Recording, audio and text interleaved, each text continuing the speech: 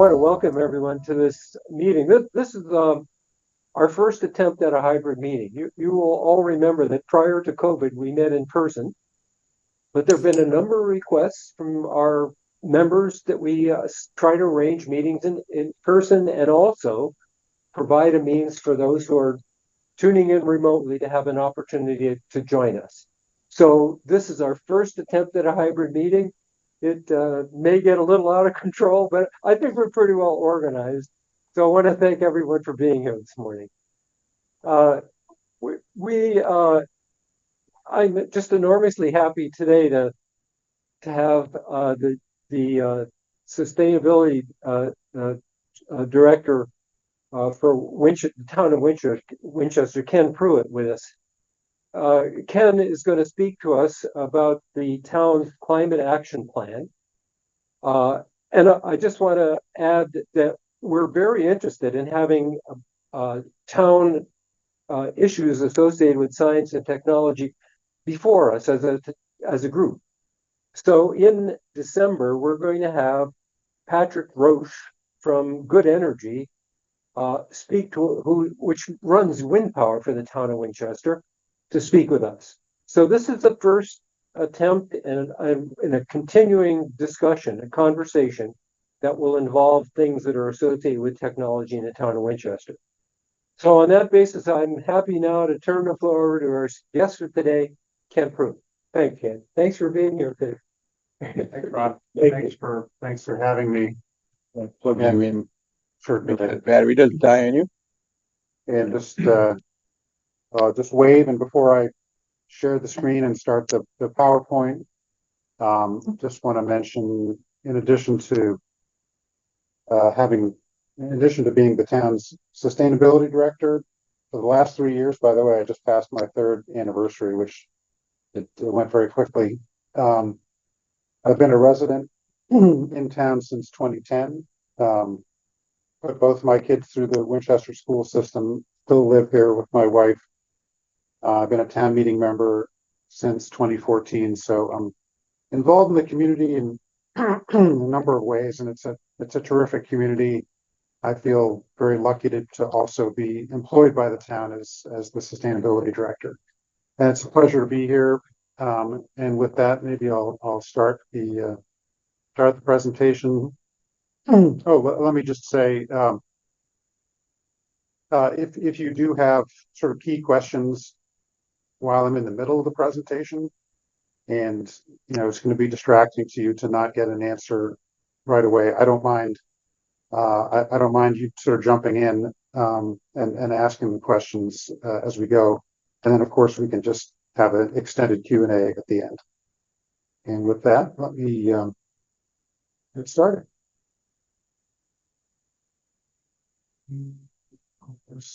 Smaller. Great. I'm not going to be able to see anyone raise their hand, by the way, so if you do want to jump in with a question, just a shout out. So this is, you see an image of our climate action plan from 2020. That's Right Lock Farm with solar panels. Let's see. In terms of moving ahead, Just use the cursor. The cursor. the up, down, left, right doesn't seem to be reflecting anything. Oh, wait, something happened. What did you just touch?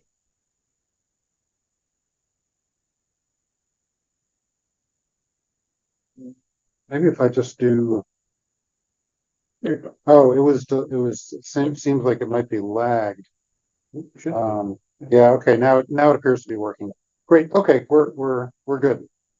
So let's talk about the sustainability director position. It was created by town meeting again 3 years ago, June 2021. Position is focused on climate change, both the greenhouse gas emissions and also preparing for a future with hotter temperatures and more intense storms. And so the position focuses, my job description is essentially implementing the 2020 climate action plan, I also maintain and update the town's greenhouse gas inventory. I'll tell you more about that in a moment. The position explicitly was set up in the job description to change town culture. We've done things in town a certain way, and indeed in our society a certain way for a long time. But we really need to change some of the ways that we have done things to have a lighter impact on the environment. I report directly to the town manager. I call my department the sustainability department, but I'm just one person. That's a Daily Times Chronicle article that was printed shortly after I started. In addition to the work that I just do kind of solo and with other town departments, we do have a climate action advisory committee with 9 members. You see some of them there holding up a sign for the town's electricity program, wind power. The committee is appointed by the select board, advises the select board on how to meet the town's climate goals and implement climate action plan. And of those 9 members, 2 are actually Winchester High School students, which is a lot of fun. And this committee works pretty closely with me on a variety of issues. So let's talk a little bit about the greenhouse gas inventory. We put together in 2020, but the latest data that we could get hold of that was complete was for 2017. So how in 2017, from all sources in town, we emitted 175,000 metric tons of carbon dioxide equivalent. That's CO2 with the lowercase e. That means mostly carbon dioxide, but also methane and other greenhouse gas emissions, but they're all sort of normalized to CO2. 175,000 tons. We have about 23,000 residents in town, so that's about 7.6 tons per resident. And I have to revise this number. We're closer to 8,000 buildings total in town. And why are buildings important? As you can see in this chart, 63% of greenhouse gas emissions in 2017 in Winchester came from buildings. That was the biggest source, followed by transportation. And within that, we're a dominantly residential town, and so 76% of carbon pollution in Winchester came from the residential sector.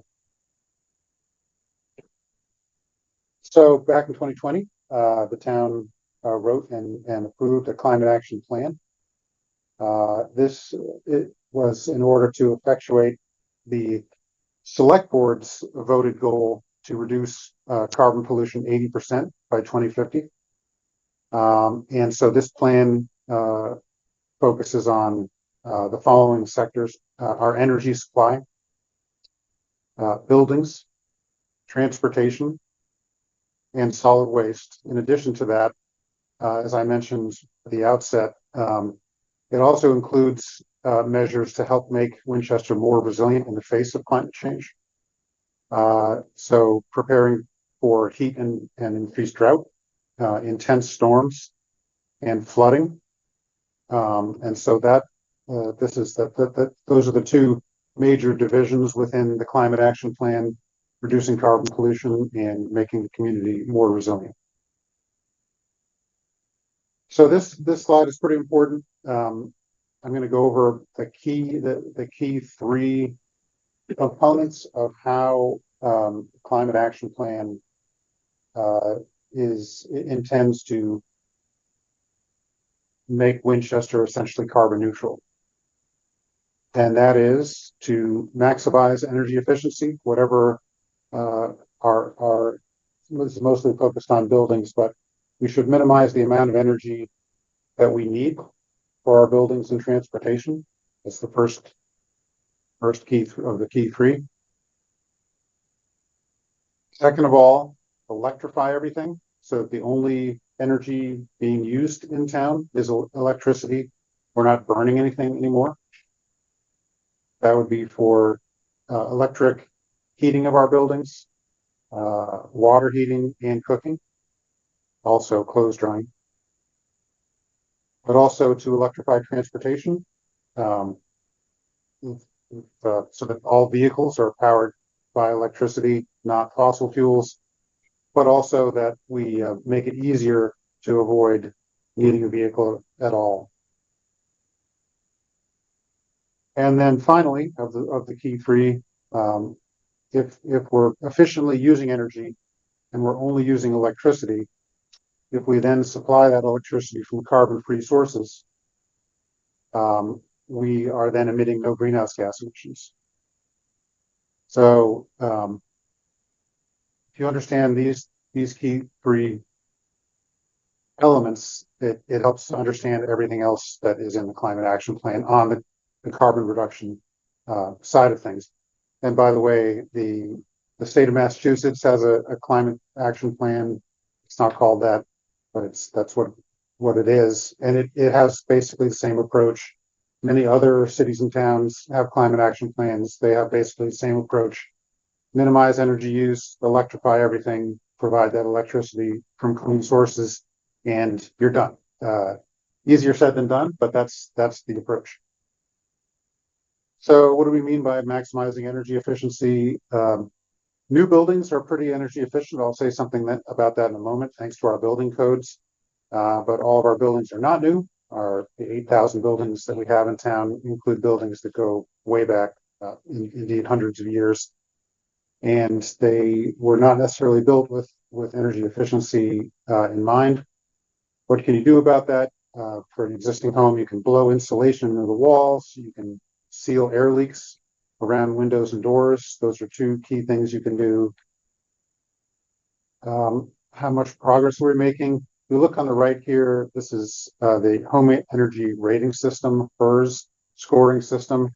It started off with an estimated average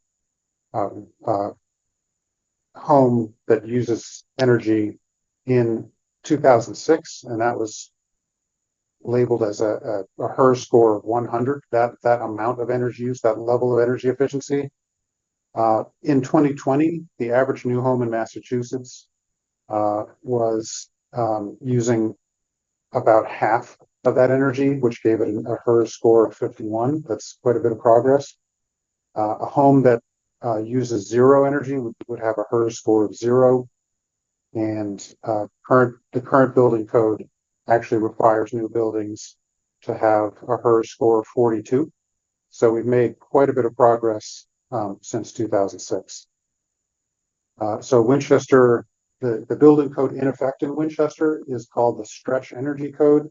And as I mentioned, it requires new homes to be built with a HERS score of 42.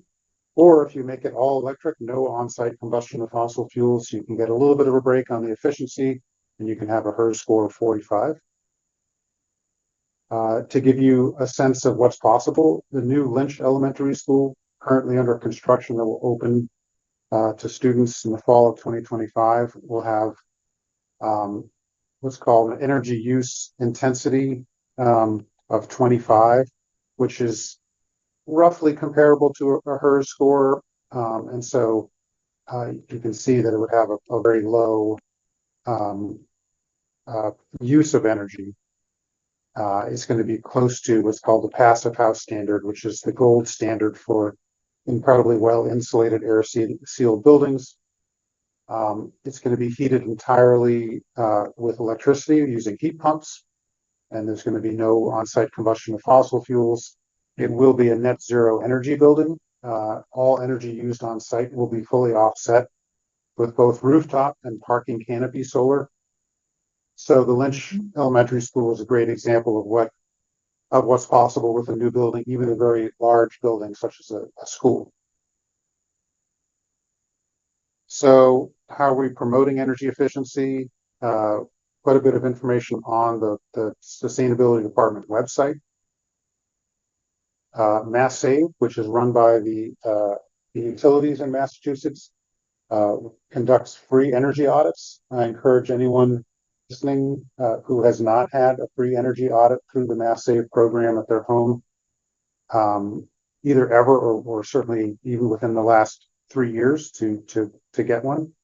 costs nothing, and it can identify important wastes of energy in your home. If they identify a need for insulation and air sealing, you can get that done either for free or almost for free, 75% paid for by the utilities. This is your money that you're already paying into on a surcharge on your electricity bills, and gas bills. So you might as well take advantage of the program. And you can actually get rebates on efficient heating and cooling systems and other appliances as well through that program. In addition, in terms of promoting energy efficiency and electrification, Winchester, working with the Mass Clean Energy Center and the neighboring town of Arlington, in 2019 ran a Heat Smart campaign, which was to promote heat pumps, solar, and other low carbon forms of electricity use, and especially on the heating and cooling side in buildings. And we may do something like that in the future. We may actually have a coaching program where we have local volunteer coaches who know quite a bit about heat pumps, for example, to be available to go to residents and walk them through electrifying their homes. Just an example of how Winchester has been leading for quite some time, going back to 2006, the Energy Management Committee has recommended and implemented energy efficiency measures in town buildings that collectively have saved over $500,000 in municipal utility bills. So energy efficiency is not just sort of the right thing to do, you can actually save a lot of money with it. I mentioned the informational website, just so you know it exists. If you just Google Town of Winchester MA sustainability, the top link will take you here. Then there's quite a bit of information on sort of everything I'm talking about today.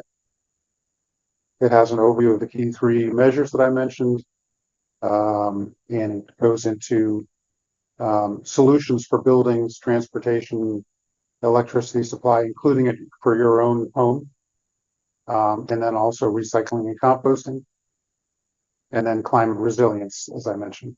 This is all on the town sustainability department website, and it's oriented towards residents. Even if you don't live in Winchester, almost all of that information would be applicable to anybody living anywhere in the state. So when we talk about electrifying everything, and I've mentioned heat pumps, what are we talking about when we're talking about electrifying everything in a home?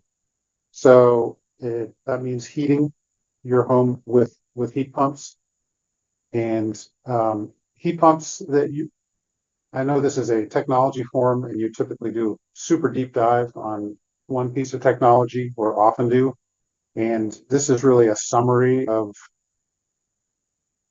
a lot of different techniques and technologies that we're trying to employ here in Winchester to help meet the town's climate goals. So I'm just going to be skimming across the surface on a number of technologies. I apologize for that. Maybe there could be another session just on heat pumps, for example. What a heat pump is, you already have a heat pump in your house. An air conditioner is a heat pump. A refrigerator is a heat pump. It's a super efficient way of creating heat, of moving heat around. A heat pump in heating mode is taking heat from outside of your house and moving it into the house. A heat pump in air conditioning mode is taking heat from inside of your house and moving it outside of your house. And so you can see on the top left image, that's the indoor unit for one type of heat pump called a ductless mini split, right above the couch. Top right corner, that's the exterior unit, the condensing unit for a heat pump. Looks pretty much exactly the same for an air conditioning system, because again, an air conditioner is a heat pump. So heat pumps can play a key role, especially when their energy source is renewable electricity. Hot water, you can either have rooftop hot water system, solar hot water system like the one you see in the bottom left. That's what you'd see on the roof. And you can also have a heat pump hot water heater. I have that at my house, and it actually uses the air in the room around the heat pump to provide heat to the water. It's extremely efficient. For cooking, you can do an electric resistance or an induction stove. You see in the bottom right, that's actually an induction cooktop, a very, very efficient way of heating water and food using a minimal amount of electricity. Clothes dryer, again, you can either have a heat pump clothes dryer or an electric resistance clothes dryer. And then for outside of your home, there's increasingly good battery powered or corded, but even battery powered landscaping equipment up to and including snow blowers, which kind of is amazing to me that they have that much power now. A little bit more about heat pumps. You can have an air source heat pump. That's what you see on the left there. The outdoor unit. It's taking heat from the air, as I mentioned. They tend to have the lowest upfront cost for a heat pump, but a little bit less efficient because when it gets very cold outside, you can imagine trying to extract heat from very cold air. A little bit less efficient than if you were trying to heat your house during the middle of the summer, which you would obviously, but you can kind of imagine how taking heat from hot air would be easy. But heat pumps, believe it or not, can extract heat from the air down to below zero. In fact, -15, some are now down to minus 23. And that's because there's still a lot of energy in the air. Even though it feels cold to your skin, it's still way above absolute zero. And so there's a great deal of energy in the air still to be brought into the home. You can either have a ducted or a ductless system. Ducted would be if you already have a furnace or central AC.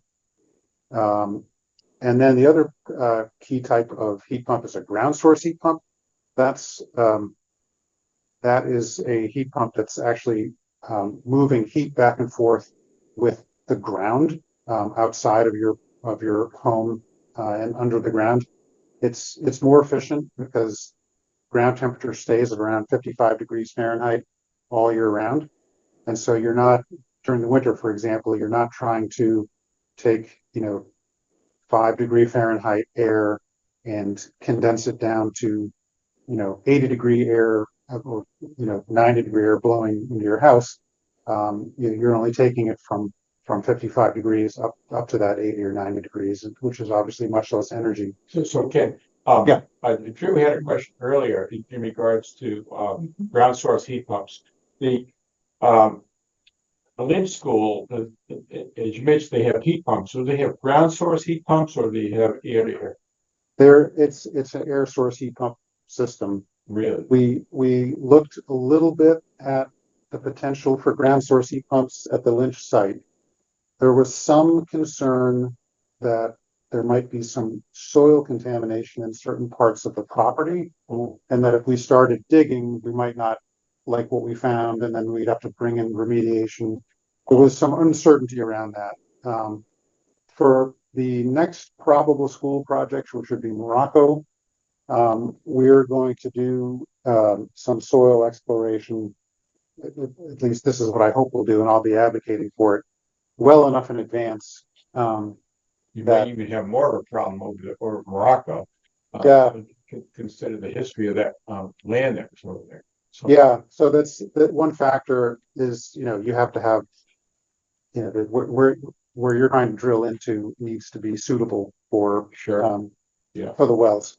I just noticed there's actually 9 items in the chat. Mostly from Drew. And I'm kind of reading them so I can ask those questions. But do you have that up on your computer? So there's a key question as we're going, Ron. I don't know if you can see the chat and see what questions are coming up, but there might be people who have a key question and they're not. No, I'm watching. You're watching. Okay. Yeah. If anything comes up, it's okay. I have another question. Yeah. In regards to the heat pump, if you have central air conditioning already, and let's say it's 10 years old and therefore it's inefficient, but you're heating your house with either oil or gas. And so maybe you should replace the old central air conditioning unit. So do you replace it with a heat pump that can also heat the house?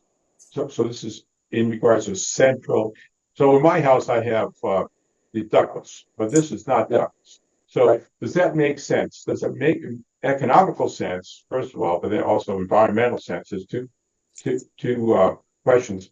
To replace an old air conditioner with a new heat pump, and especially economical, because you're not going to do it if it doesn't make economic sense. Right.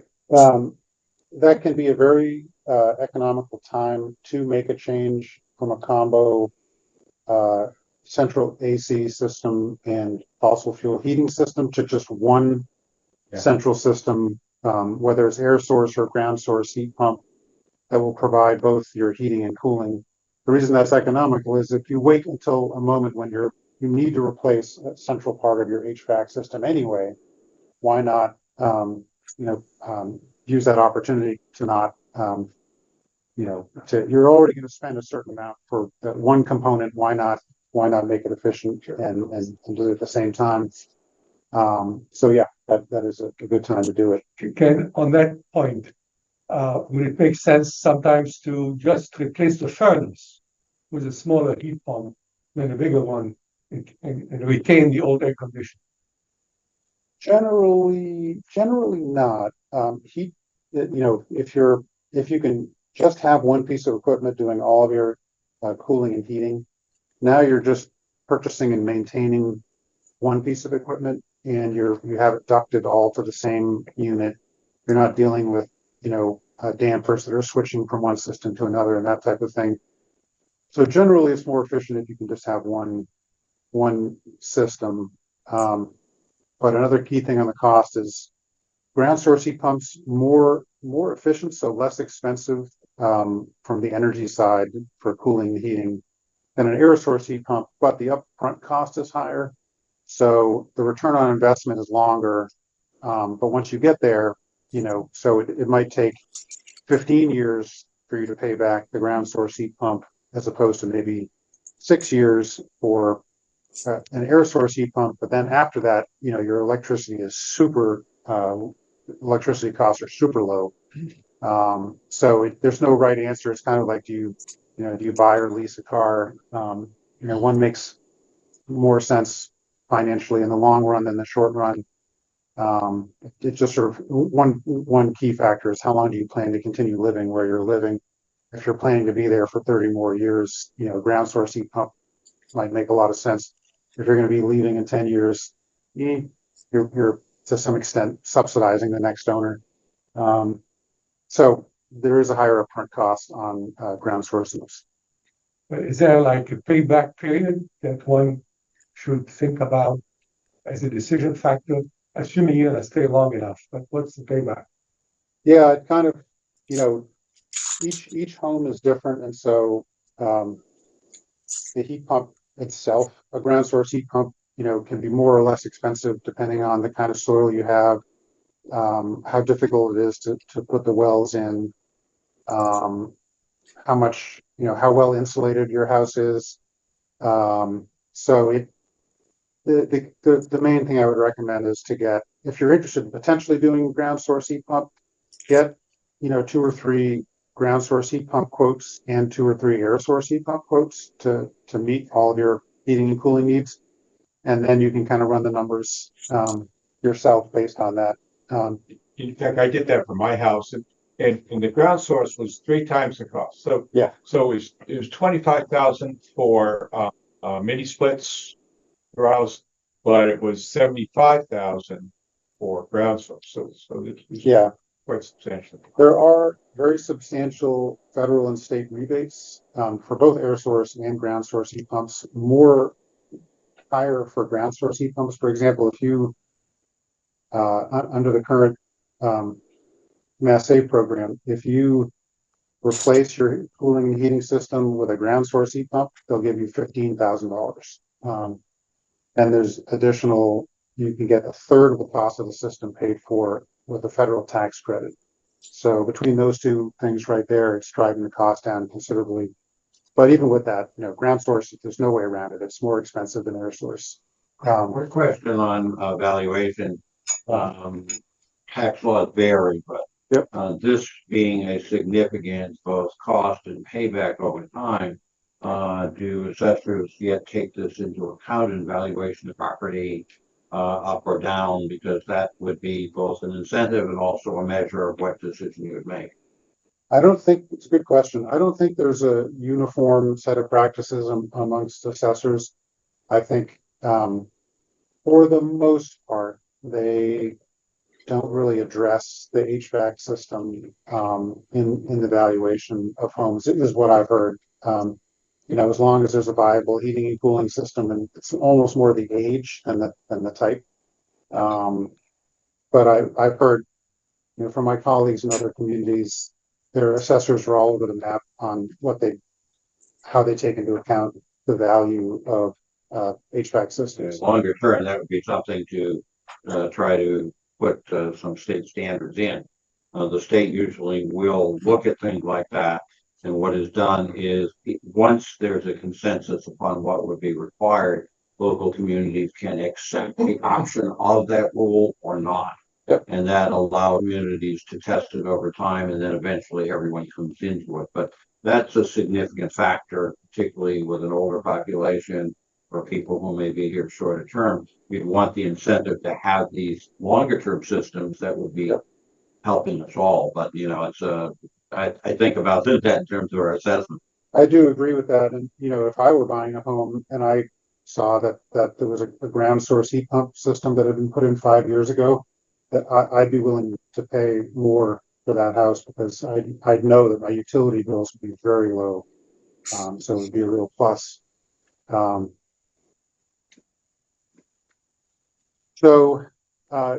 Question that often comes up is, heat pumps run off of electricity. A lot of electricity is produced by natural gas. So do you really reduce any carbon pollution by having a heat pump, or aren't you just shifting the combustion of fossil fuels from right at your house to the power plant? And the answer is nope, you really are saving a lot. First of all, heat pumps are very efficient. It's an extremely efficient way of moving heat around. They're not actually, there's no flame. Through the magic of the refrigeration cycle, just by having a pump that creates pressure, you can actually very efficiently move heat from one place to another. So it's either heating or air conditioning mode. And so even with the 2019 electric grid, and compared to natural gas, which is already a fairly efficient way to heat, you're reducing emissions by a heat pump producing 1 million BTUs of heat to a space. In 2019 would produce 64% less greenhouse gas emissions than natural gas.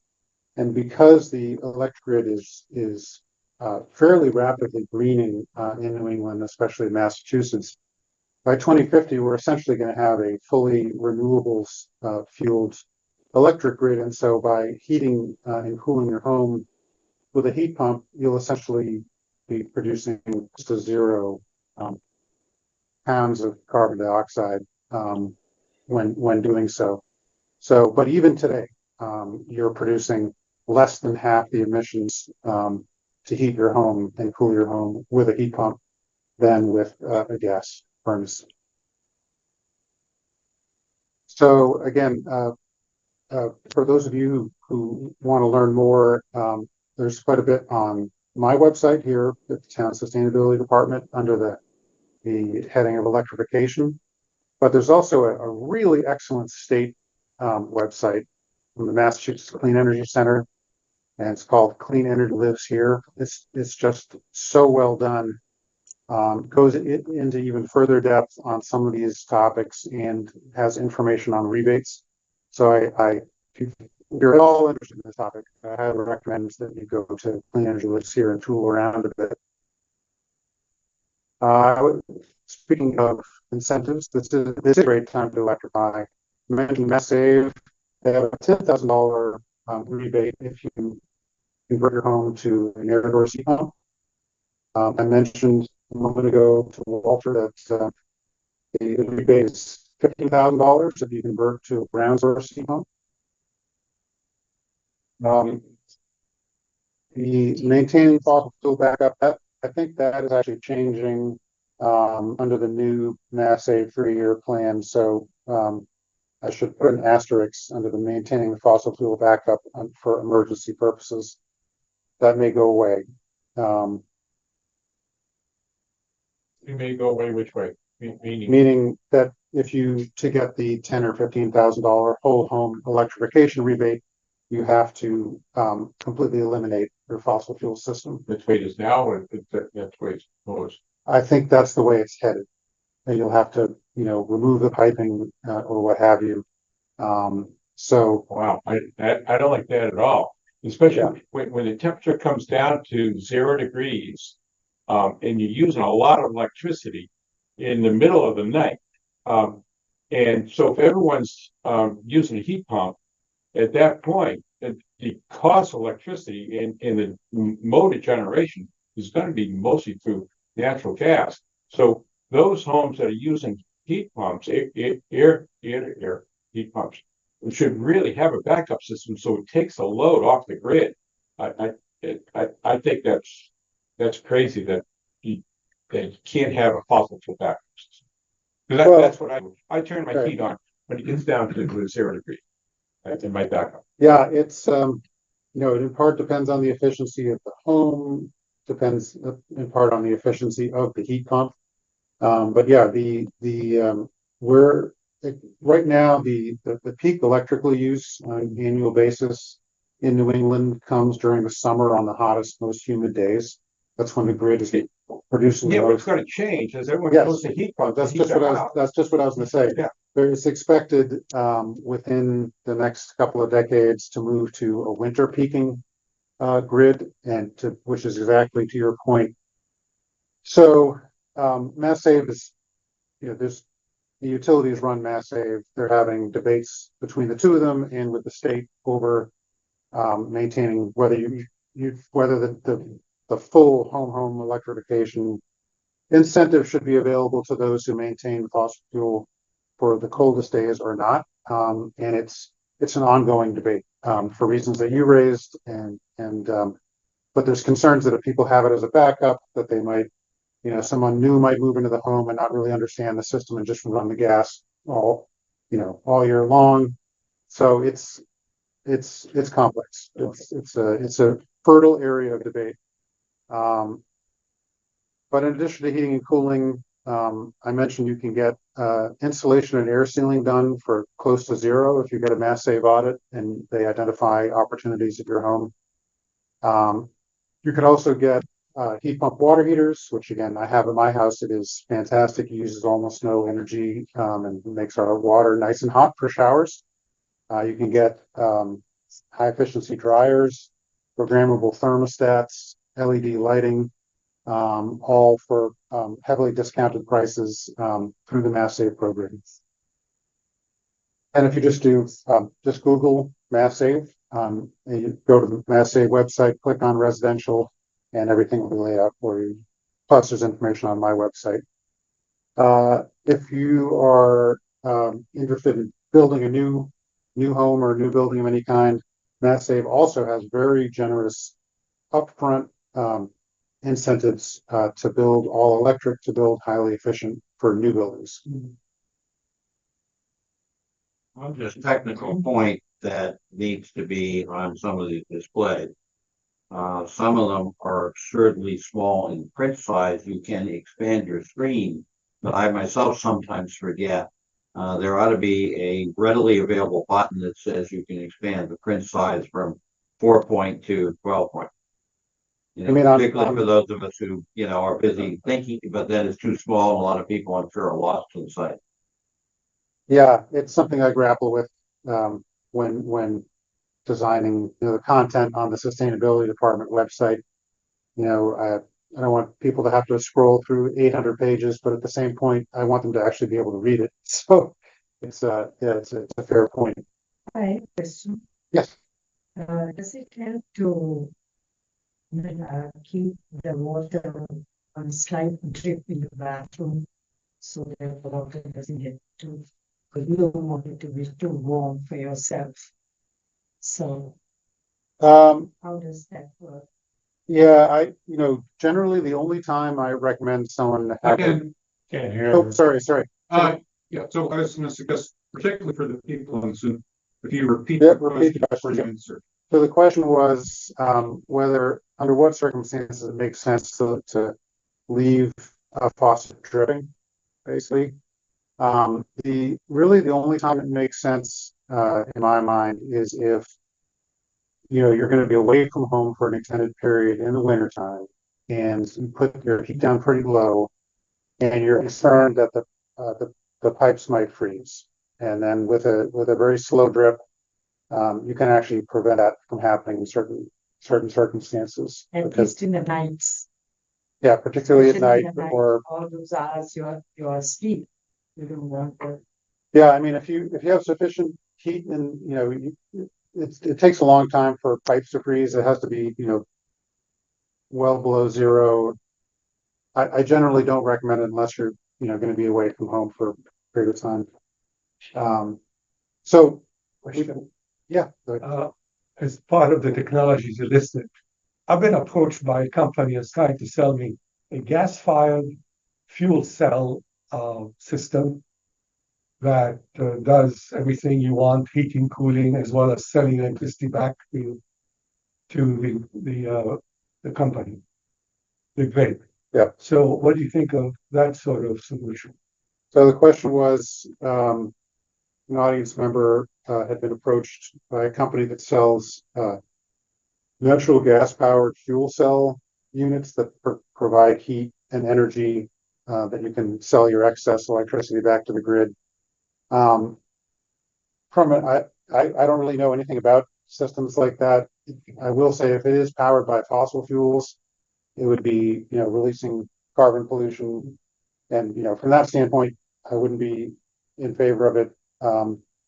But if you're, if someone's looking for, an economically viable, strategy, it might make sense. I'd prefer everybody to move on to electric powered equipment, so that we can then provide the electricity from renewable sources and have zero greenhouse gas emissions. I know fuel cell technology is advancing, especially for vehicles, and there may be zero carbon fuel cell vehicles that could make sense. But I'm out of my depth when talking about fuel cell technology, so I don't want to put my foot in my mouth or mislead anybody. So I'd have to learn more about that. And just one other question. We had a speaker last year from a local organization called HEAT, Home Energy Efficiency Team. Yep. They're proposing to use essentially shallow geothermal means to provide heating and so on. Have you looked into they're proposing, and what's your reaction? Yeah, should I repeat that, or would that have been captured on? You mean, I think you need to repeat Okay, that. so the question is, there's an organization called the Home Energy Efficiency Teams, or HEAT, and they are promoting actually what's called networked geothermal.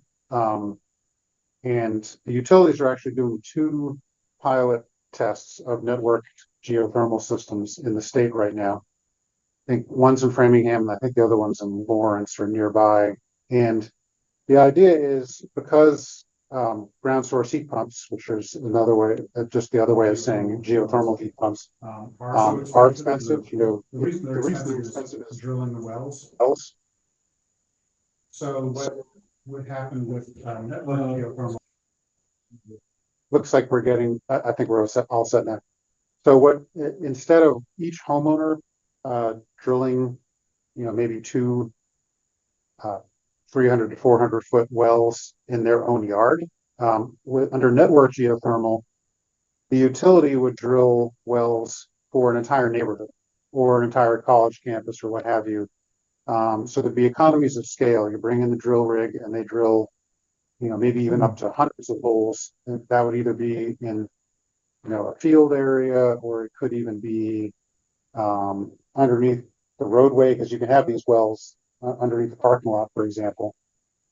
And then all of the buildings, whether they be homes or offices or other buildings, would actually share the water that's being circulated through those wells and back into the homes,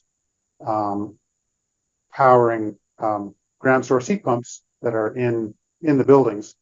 But you'd have a significantly lower cost for each individual homeowner, because everyone's benefiting from the communal wells that were drilled. So this is actually being piloted. The utilities are interested. Certainly the state legislature is very interested, and we don't really have data yet from the two pilots that are happening, that are being run by Eversource and National Grid, but we will. And if they turn out to be effective, we might see more and more of those popping up around the state. So good question. One other quick one, since you have the vehicle of electrification. Yep. Has there been any push on the solar panels on vehicles? There actually has been a solar vehicle race across the United States. Right. These are vehicles that sit out there a good part of the day. We have a lot of fun. Right. Particularly with trucks, but cars. Has anyone really pushed on that? Because we've got thousands of vehicles just collecting sun and not going into a battery. Yeah, I agree. The question was, why don't more electric vehicles have solar panels on top of them? They're often just sitting and parked all day in the sun. And the reason is that the size of vehicle roofs are pretty small, and vehicle manufacturers have tried different configurations, but the cost of putting solar on the roof and the different structural changes that are necessary to accommodate the fact that you have solar panels on the roof is such that the car manufacturers have decided it's just, the juice isn't worth the squeeze. I had great hope for that. I used to think, hey, you could just charge your battery sitting in the parking lot. It turns out, it would take forever, weeks and weeks to charge your battery. In some cases, on some higher end cars, they do have solar on the roof of the vehicles, but it's really generally more to run like a ventilation fan on a hot day, to keep the interior cooler. So it's been a disappointment. I haven't seen any viable models yet for a meaningful contribution. But to that point, what does make sense are parking lot canopies. Yes. Like Ken can tell you about what's going in at Lynch School, and they can generate a lot of electricity, charge batteries, and the users can charge the car during the day from that electricity. Yeah, as Walter just said, that parking canopy solar, solar that's above the parking lots, does make a lot of sense. And in fact, we're doing that at the Lynch Elementary School. Half the building's energy use is going to be generated from solar panels above the parking lot. And the side benefit of that is that you don't have to plow the snow away, because Right. you're under a canopy. Number one. Number two, in the summer, you're shaded, so your cars don't heat up as much. Yep, that's exactly right. It keeps the snow off your car. You don't need to plow. Keeps your vehicles cooler in the summertime in the parking lot. There's a lot to like. So a little more on electric vehicles, because again, we want to electrify everything. We talked about buildings. Now we're talking a little bit about vehicles, and two main kinds of quote unquote electric vehicles: battery electric vehicle and plug-in hybrid electric vehicle. Battery electric vehicle just has a battery, no internal combustion engine. Plug-in hybrid has a battery, but also an internal combustion engine. There's pros and cons to both. For these vehicles, they're currently a little bit more expensive than a comparable internal combustion engine vehicle. but experts are predicting within 2 to 3 years, EVs will actually be less expensive than their gas counterparts. They're already less expensive to drive on a per mile basis because electricity is cheaper to fuel a vehicle than gasoline is. And there's very little to maintain on an electric vehicle. There's no oil change. There's many fewer moving parts. I have an EV, and it's practically never bring it to the garage. There's really no reason to do that other than to rotate the tires and maybe change the brake fluid. There's also the growth of kits that for perhaps between about $5,000 and $8,000, many vehicles can be converted to an electric vehicle, and you still have your own vehicle, which might be substantially less than buying a new one or even a hybrid. Right. The comment I made was that you can, even if you don't buy an EV up front, there's affordable kits to actually make them hybrid or battery electric after you purchase them. It's a good point. So one really good place, if you're interested in buying either a battery electric or a plug-in hybrid vehicle, to shop is the Green Energy Consumers Alliance Drive Green website. They're going to change the name of Drive Green, but I think if you Google it, you'll still get there now, and you can actually see what's available in Massachusetts and what their prices are and what federal and state rebates are available. I really like the Green Energy Consumers Alliance website, and so I highly recommend going there if you're interested in a new vehicle. Quick case study, that's my Chevy Bolt. It's a battery electric vehicle. I purchased it through the Green Energy Consumers Alliance website. Essentially, I was directed to Quirk Chevrolet, where they had a deal with the Green Energy Consumers Alliance. After rebates, it was only $21,000 new.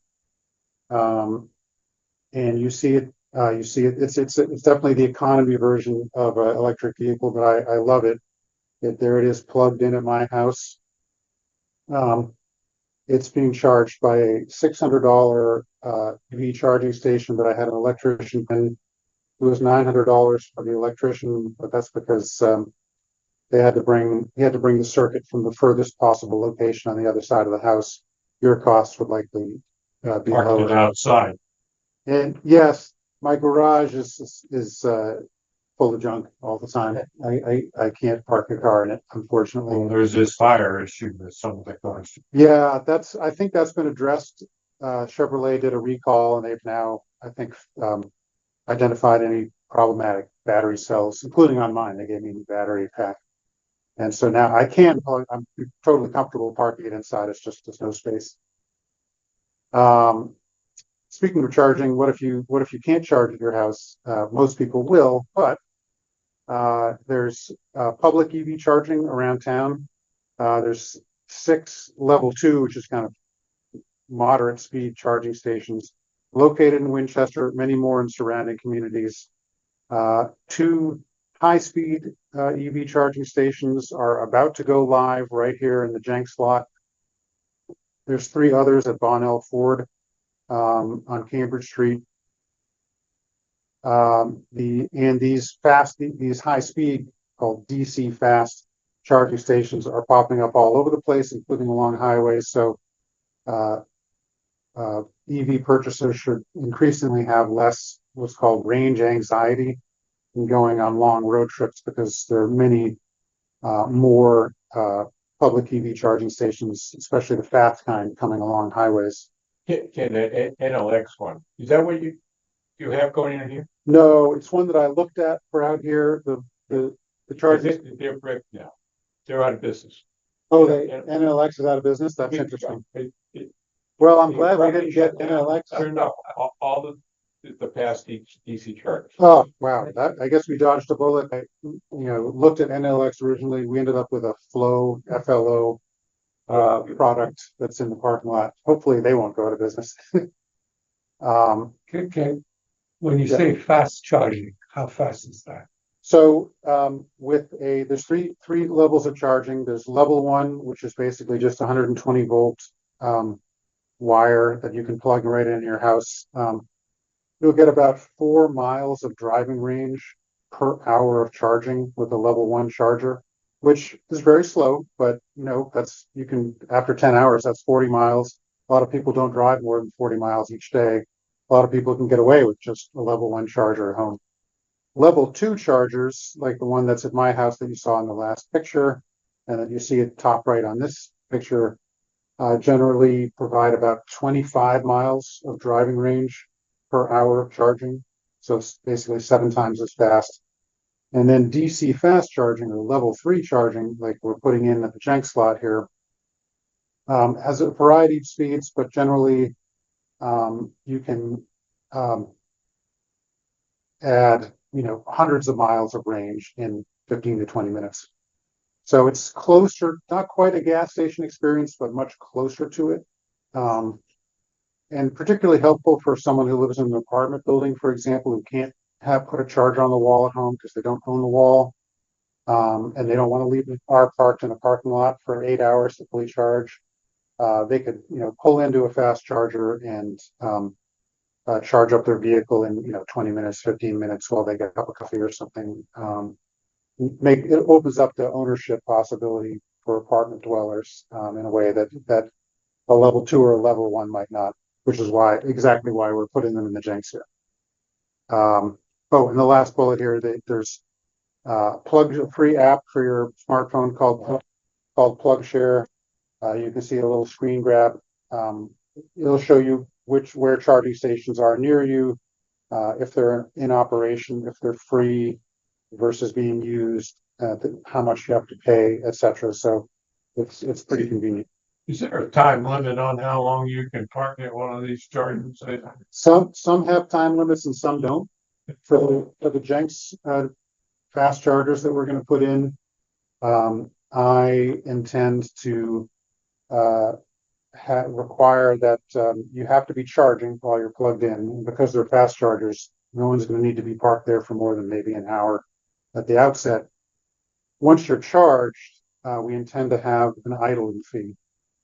So you'll get a warning on your app that you're now fully charged and you have 15 minutes to unplug. After that, you'll be charged again on a per minute basis just for being there and hogging it so that nobody else can use it. So you can unplug it and still leave the car in there. Well, you technically could, but we'll have a no parking unless you're charging rule, and you'll get ticketed if that happens. And how much is electricity at the station? We're going to negotiate with Flow. They're going to operate and both pay for the electricity and collect the revenue from people charging there. I think it's going to be somewhere between 40 and 50 cents per kilowatt hour, which is fairly common for DC fast charging. And your cost at home is 32 cents per kilowatt hour. So it's cheaper to. Yeah, the cost at home is generally about around 32 cents per kilowatt hour. And that would be for a level 2 slower charger. For these faster charging stations, the cost is higher, provide the electricity, and so we need to charge more, just even break even. Yes, question in the audience here? Yes, is the level 3 going to be available at a residence, or is that just simply that's available in the public sphere? Yeah, the question is whether level 3 charging can be available at a residence or only in the public. It can theoretically be available at a residence, but it's never going to happen because it's over $100,000 to bring in the infrastructure, and then another $25,000 for the charging station. Would that be available in a large apartment complex then? You theoretically could. Yep. If there's a large apartment complex, we're in a complex with 39 units, so spread among that, would the $100,000 cost be essentially the same thing? It would be, but you can actually, in many cases, get Eversource to pay the cost of the infrastructure so that you're only needing to pay for the charging station itself. So that's a possibility. It is. That's a possibility. Yep. What I saw as an approach for apartment building is level 2, a few, and then they schedule who can park overnight in these 3 places, and the apartments rotate. So that's the solution. It's more affordable. The reservation system, eventually. Something like that. Good. Right. I'm in the interest of time. having a great time doing this, but it's amazing how quickly the time's passing. I just want to make sure we can, I can get through some of the rest of this, and then we can have more time for Q&A. But so, again, we're the key three: make our use of energy efficient, use only electricity, and then supply that electricity from renewable sources. So we're on to that third point now, using carbon-free electricity. I won't delve too deep into this slide because you're going to see it again on December 13th when Good Energy comes to present on the town's electricity program called Wind Power. But you'll just notice that the colors other than gray are increasing from 2020 through 2030. What that's showing is that under Massachusetts state law, the electricity provided from electricity suppliers and through Eversource in our case needs to include more and more renewable and non-carbon emitting electricity, such that the percentage gets quite high over time. So currently 24% of electricity needs to be what's called Class 1 renewables. That's going to increase 3% per year for the next 5 years. It'll be 40% by 2030. But when you include other forms of non-carbon emitting electricity, including nuclear power and hydropower from Quebec, we were actually going to be closer to 93% carbon-free electricity by 2030. So the grid is rapidly greening, which is why we're putting such a focus on electrifying everything, because increasingly that electricity is getting cleaner. You mentioned Wind Power is the town's electricity program. We launched it in 2017. And right now there's an extra 20% Class 1 renewables. Let's not get tripped up on Class 1 and renewable energy certificates. Again, the point is the grid is getting greener and even faster here in Winchester. And if you want to make it even faster, and we highly recommend this, you can subscribe to Wind Power 100, and 100% of your electricity today will be non-carbon emitting. We already have about 432 subscribers, including me, in Winchester. If you just Google Wind Power MA, you'll get right to the site. We do promotion about Wind Power. If you'd like to get a lawn sign, see me after the talk. And then, so that's sort of grid clean energy, but you can also generate it right in your house or right on your building. You see two examples here at the DPW and a single family Winchester home that has rooftop solar. There's several local installers in the area, but we also recommend the Energy Sage website, which is a solar aggregator that the town is partnering with. So if you go to the sustainability part, my sustainability department website, you'll see a link to the Energy Sage website, and there's a Winchester landing page. They aggregate.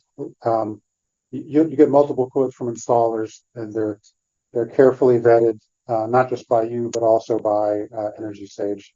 So it's a good way to get competitive quotes that you can trust for your house. You can either purchase them outright or lease the solar. Our climate action plan also includes waste and recycling. Calls for a 30% reduction in waste by 2030 and 90% by 2050.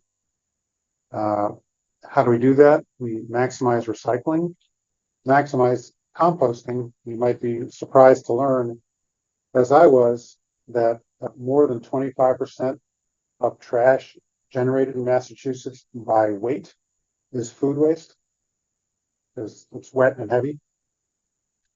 You can compost at home like I do, and bring your compost to the transfer station. They have bins right there to the right of the recycling compactors. We're also working to educate residents and businesses on how they can recycle and compost. through, again, my sustainability site, through brochures and presentations. And I'm also working with the town to help advocate for new laws at the State House that would sort of compel manufacturers to use less packaging when they package and when they ship their products, because they're just pushing all that waste onto municipalities that then have to pay for it to be removed. Climate resilience, you can see a couple of things here. It's getting hotter, and especially in Winchester, but also elsewhere. I've been following the news with the hurricanes. Flooding from extreme rainfall events can be a serious problem. That's Cross Street right there. The climate resilience is a shorter section of the climate action plan, but it's still important because we've emitted so much carbon dioxide into the atmosphere that it is already getting hotter. Storms are already getting more intense, and so we're unfortunately going to need to adapt and prepare for future climate impacts, no matter how much we reduce greenhouse gas emissions in the coming years. Climate-related hazards in Winchester, high heat. Heat waves are getting hotter and more frequent. Storms are getting more intense, not just rainstorms, but even snowstorms. Because in the winter, there were heat in the atmosphere that actually evaporates more water, and so there's more water to come down as snow. There's flooding, as we mentioned. Drought also. We're in a drought right now. I think it's rained 3 days in the last 2 months, and that's actually a major risk factor for wildfires. As it gets hotter, critters like mosquitoes can come further north, bring their diseases further north, and stay around longer. So that's another thing to worry about and mitigate. So what strategies can we use to deal with those changes?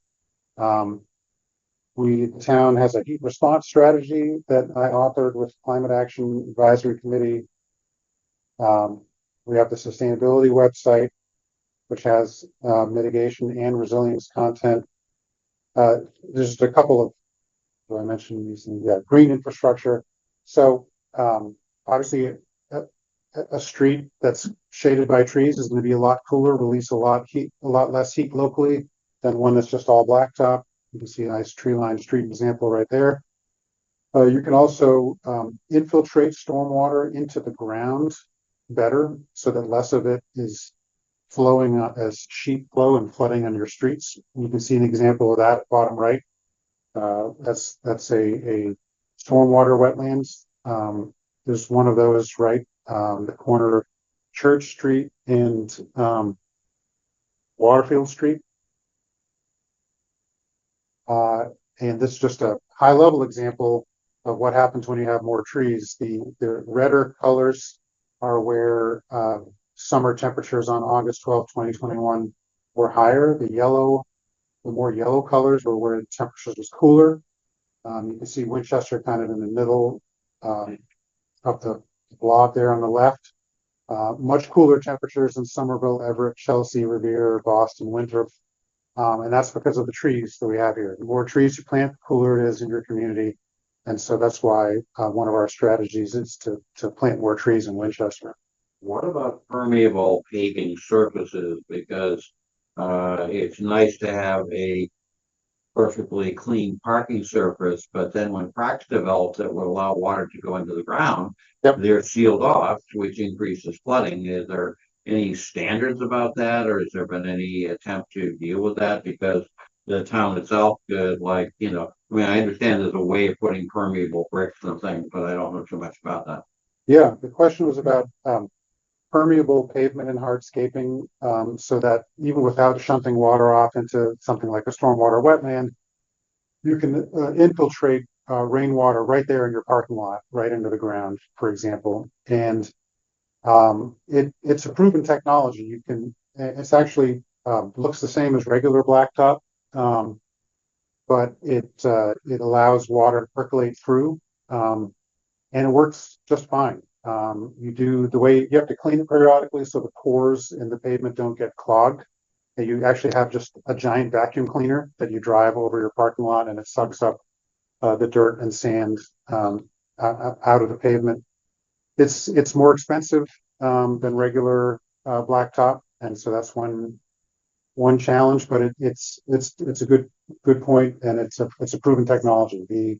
The Winchester Hospital, I think, Cancer Center on Washington Street has that parking lot. If you drive by, it looks like any parking lot, but it's actually permeable pavement. Water percolates right in. If you go out there during a rainstorm and look at the Washington Street versus their parking lot, you'll notice the water's just disappearing off of their parking lot. It's pretty cool.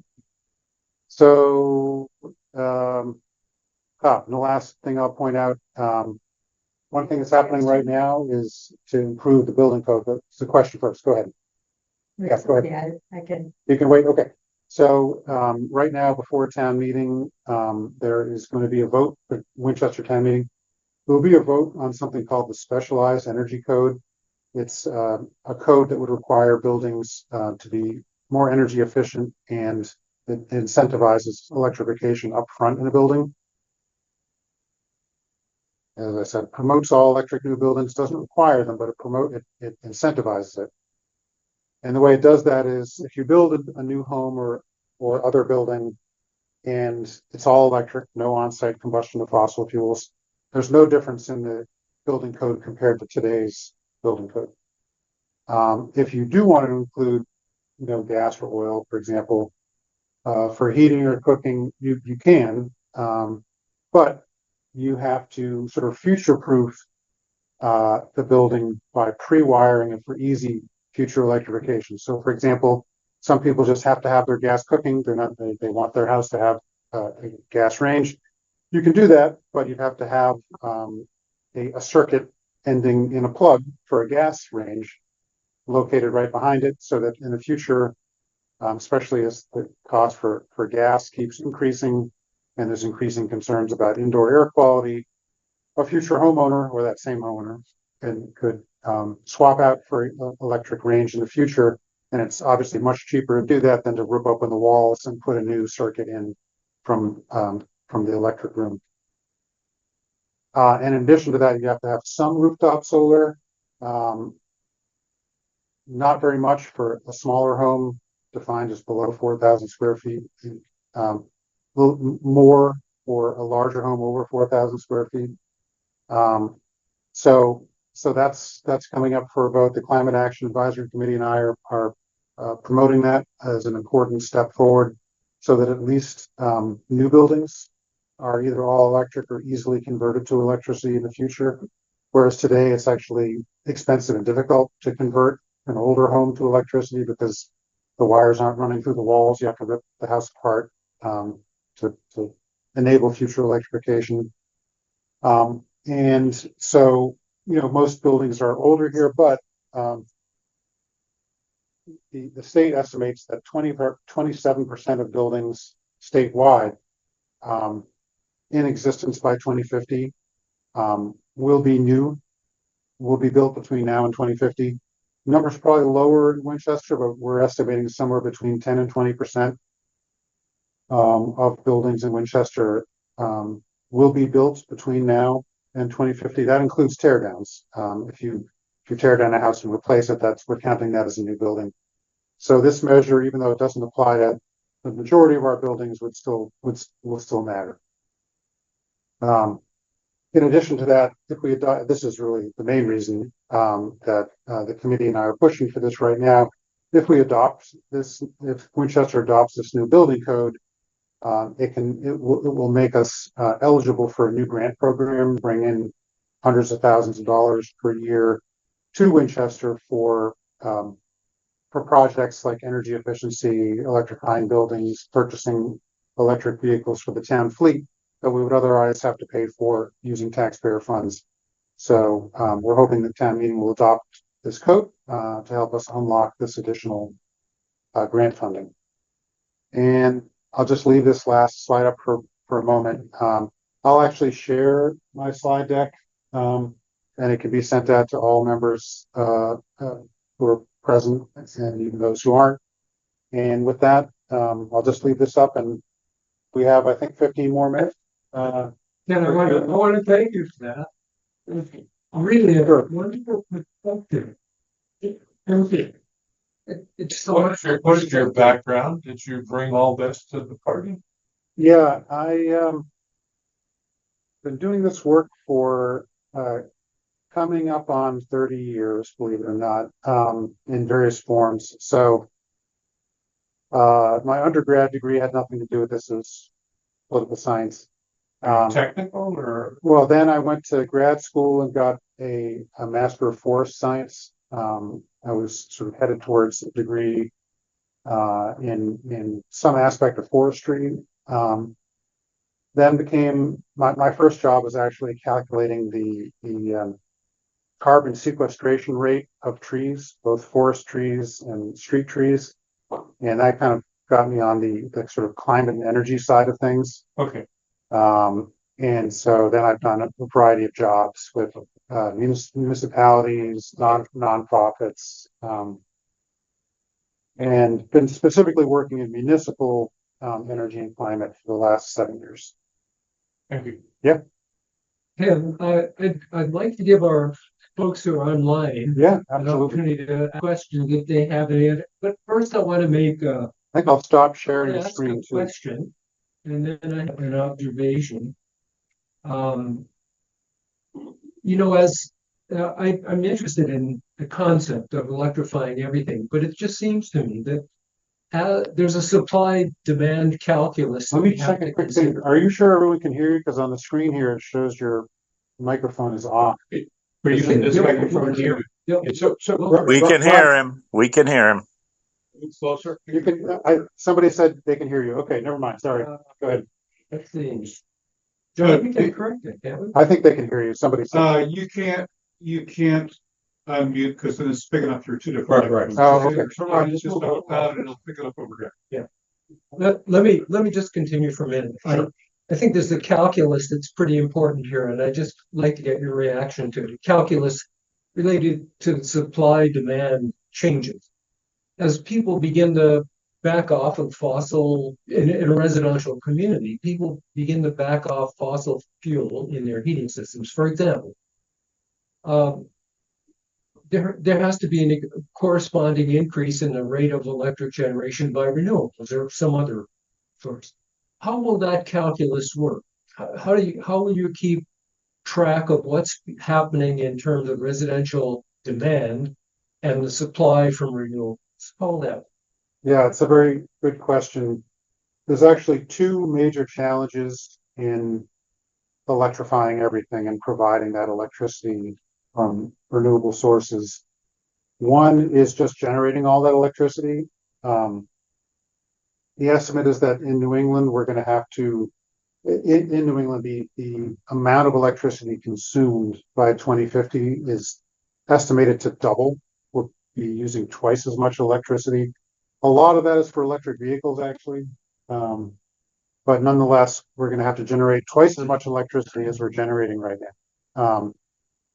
And the other challenge is the distribution network, the wires, the poles, the transformers are currently sized for a little bit more than we're using right now. Those two will have to double, and so we have to solve both problems simultaneously. The good news is the transition to an all-electric future and doubling our demand is not going to happen instantaneously. It's going to happen over years and even decades, and somewhat gradually. We might see a little bit of a hockey stick increase in electric use for electric vehicles. I think we're near an inflection point where they sort of become the main thing that people buy and not the other way around. But in addition, essentially the electric utilities, the state legislature, the Department of Public Utilities, they all know that this transition is happening, and they know how much electricity we're going to need, and where. And so they are constantly writing and rewriting plans, both to acquire that new electricity and upgrade the infrastructure to get it to people's homes and businesses. You know, offshore wind and Canadian hydro are going to be two major sources of new electricity. Those are intermittent sources. Well, not the Canadian hydro, that's running all the time. But wind and solar are going to be two major sources. They already are. It's going to be a lot more. Battery storage is going to become a more and more important component, because when the wind's not blowing or when it's nighttime, you still have to have electricity use, and that can increasingly be provided through batteries of various kinds. So it's going to be a challenge, but you know, the state and the utilities know we have to do it, and they're working on it. Right. Here's my observation. Number one, I really do applaud what you're doing. I think it's absolutely exemplary, frankly. But I think in order for Massachusetts to benefit and for the country to benefit, this has got to be exportable. It's got to be treated as a model. And I'm just wondering, is there communication between Winchester and Lexington and Medford, and how does this work in terms of the whole state and maybe even the country? How do you see that going forward? Yeah, I mean, that's a great point. In fact, it's a point I often will touch on a piece of that when talking to people, because sometimes, you know, people will say, well, you know, what does it really matter what Winchester does just as kind of one town? You know, this is a worldwide problem, and one of the important factors is that anything that we do here or others do in other communities, for example, becomes an example. It becomes a proof case that there's a solution to a certain problem, and not just technological, but even sociological. How do you actually, you know, educate the public, you know, and help people move to an all-electric future when they're used to something else?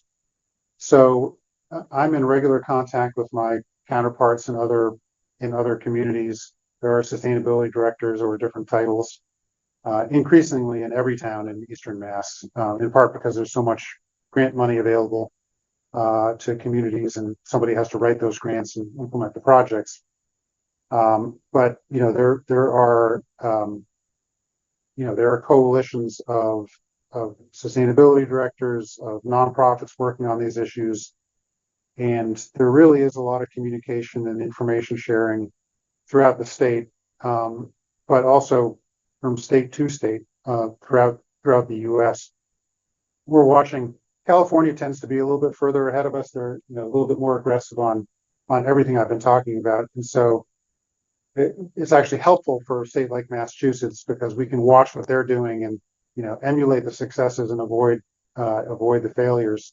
But yeah, it's, you know, this is kind of a brave new world. We're trying to, you know, the switch from, you know, horses and buggies to gasoline vehicles, and actually having gas stations on highways took decades and decades.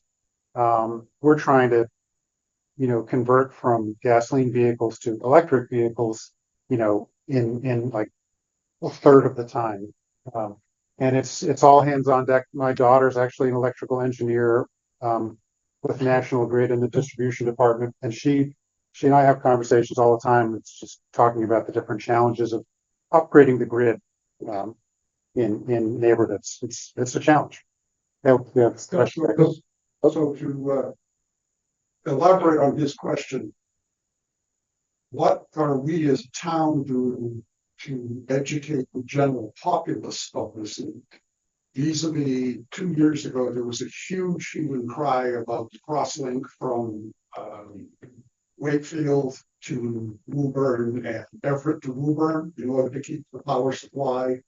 I went to several meetings at Town Hall where 90+% of people were absolutely against doing this.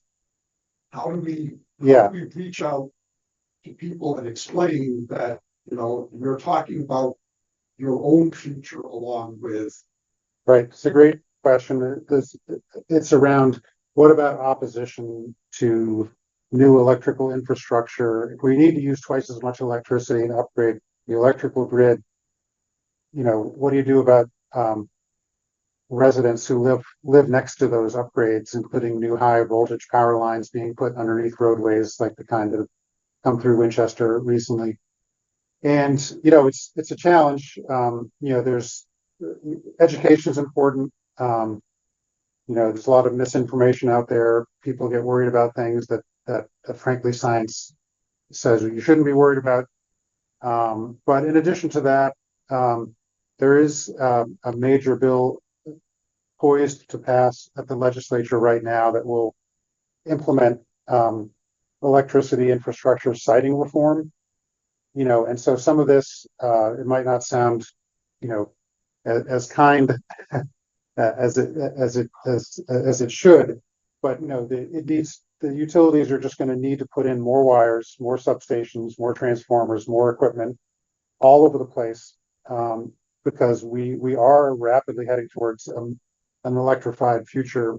And so to some extent, we just need to make it easier for the utilities to do what they need to do. I don't mean to be too pushy about that, but at the same time, to your point, we have to explain to people why these are steps that are necessary for a better future, for not just for the utilities.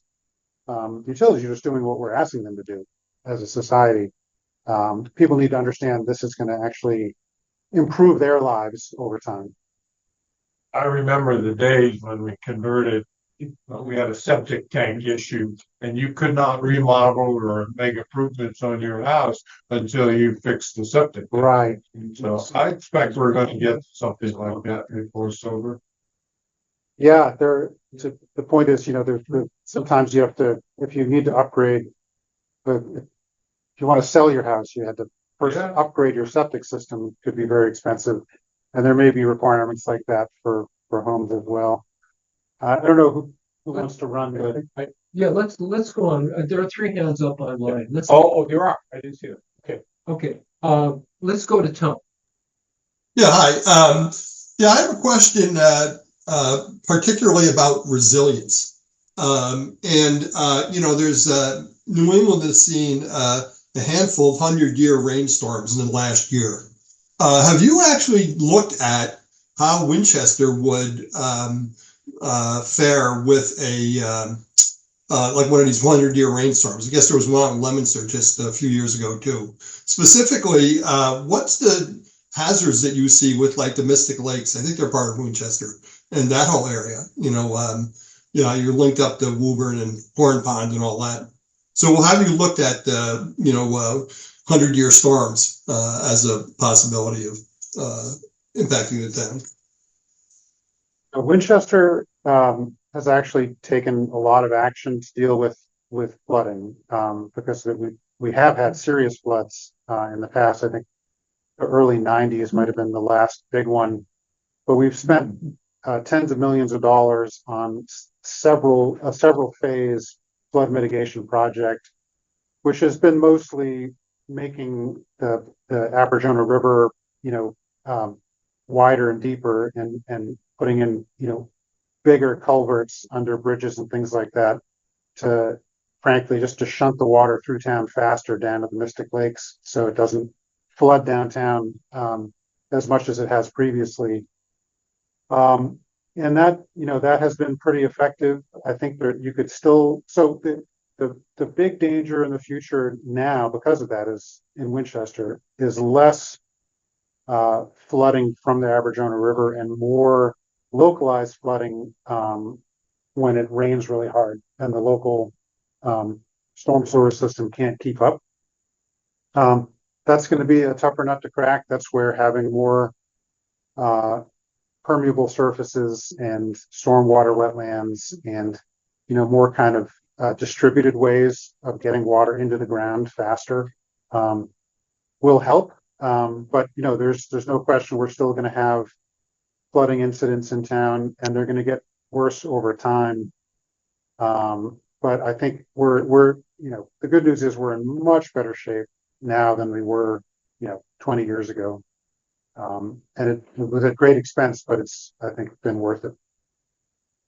Good. Yes, as a quick follow-up though, but 20 years ago, we're past that now, essentially. So we're having 100-year storms. So have you looked ahead to look at the impact of what a 100-year storm might be throughout the town as part of your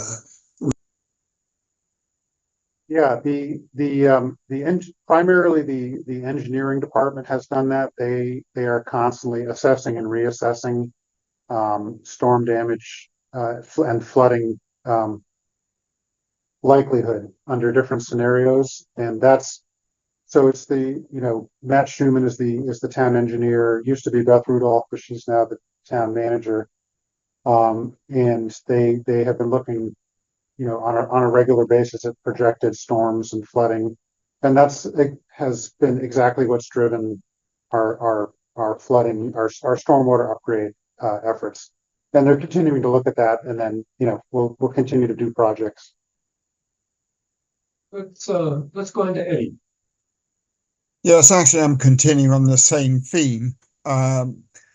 When I was in Montreal in '99, we had a huge ice storm that literally took the city down. And I'm more concerned, you might be able to prepare for flooding, but ice storms are a totally different beast. And we watched literally from our high rise, as areas of the city saw transformers blowing up and entire sections of the city just dying, just going out like that. And the only reason we were good was because they put the cabling down underground in our area. So we survived, but we watched the city literally just go out. So it's not just simply flooding and things that you expect. It's also these unexpected other kinds of storms that we might be having. Have you looked at that? I know that ice storms can be a particular problem, because you have these exposed wires and poles and with tree branches hanging over them. And I think that's what you're talking about that happened in Montreal. So the town is aware that that's a problem. But it's hard. It's very hard to future-proof. One way that you can do that effectively is to put all your electrical wires underground, as you said would happen in your neighborhood. And but I've looked into that a couple of times during my career, and it's unfortunately prohibitively expensive. There's some communities I think that I don't know. I'm not sure how they afford it, but it would be ruinously expensive for us to bury all of our power lines. And trees are good for a lot of reasons. They're beautiful. They keep things cool. And so street trees are highly desirable, and yet it means that you have branches hanging over power lines. So there's no perfect solution. It's a known risk, and you just sort of have to hope that there isn't a disaster, and when there is, you have to kind of react to it in real time. But that's a tough one. Ice storms are a difficult risk to plan for. One of the hazards of having a meeting in person is that the room has other service requirements this afternoon. We have about 5 minutes, and I want to take, there are 2 more hands up, and I want to take those hands real quickly online, and then we'll have to call it a day. But Michael, let's go to, Tom Aubrey. Tom is in North Carolina. So Tom, how are you today? Very well, thank you. I just wanted to add a quick optimistic note. Union of Concerned Scientists reported 5 years ago that the Texas Electricity Board had found that if new sources of electricity have to be built, the cheapest will be solar. That's in the state where ExxonMobil has its headquarters. With new transmission lines and solar put in sunlight places of the U.S., I think that makes for optimism, because solar has continued to come down in cost, and especially compared with some past experiences of nuclear, which has been extremely expensive. Just wanted to add that. You're right. It is a good point and a hopeful point. All right, Michael, you're gonna have the last word today, Michael. Thank you for your presentation, Walter. Have you done anything to incentivize? Let's get. That's okay. That's all right. No, go ahead, Michael. Have you done anything to incentivize the use of low carbon concrete and low carbon asphalt in your buildings and parking lots or highways? Yeah, we have not, but it's an important point. It's referred to as embodied carbon, the carbon required to make substances that you need, like asphalt and concrete. There's a lot of attention to embodied carbon. There are startup companies that are working on ways to make concrete in ways that release less carbon dioxide. But it's a problem. It's an issue that is, it's difficult for a municipality alone to deal with. But it's on our radar screen. It's tough because these alternative sources of like low carbon concrete are much more expensive currently than regular concrete. So if we're passing a tax override in Winchester to build a new school, for example, and doing the right thing with regard to the concrete might cost a lot more. It just becomes difficult.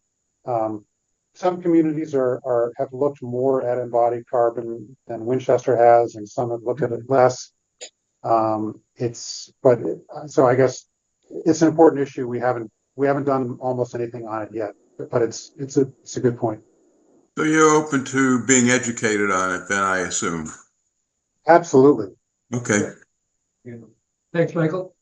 Ken, I lied. There is one last question from Walter. And actually, I'd like to just summarize that energy is local, and it can't get any more local than this building, which has a big, beautiful sunlit roof that I think we need to revisit solar energy and battery backup storage for this building. Last time it was reviewed was in 2013, and since then, solar costs have gone down by half, number one, and production's increased by about 20 or 25% per panel.